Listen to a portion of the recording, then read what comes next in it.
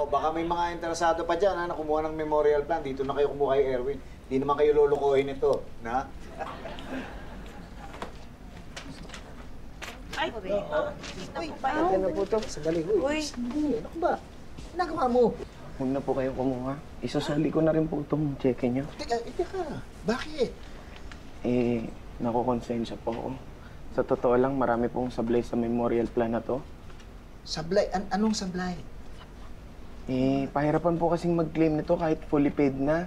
Tapos, ang layo pa ng lote na ibibigay sa inyo. Ay, bakit? Saan ba? Sa Palawan. sa Palawas? Ang layo naman. Pero sa bagay, kung maganda naman yung paglilibingan, no? Oo. No? Oo. Paano maganda? Sa bangin kayo ililibing. Ha? Ay! Wala nga talaga magkaka-interest dyan. Kaya nga po, hindi na ako nangungulit pag tinatanggihan ako. Kasi wala po talagang kwente.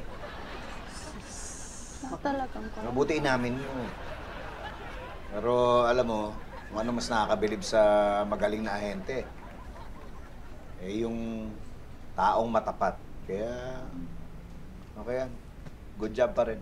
Pero nakakaloka ka. Muntik mo kaming mabudol dyan, sa kaiiyak mo kanina. Eh, sino ba kasi ang nagturo sa'yo ng style ng pagbibenta na ganun? Si Tito po. Ah?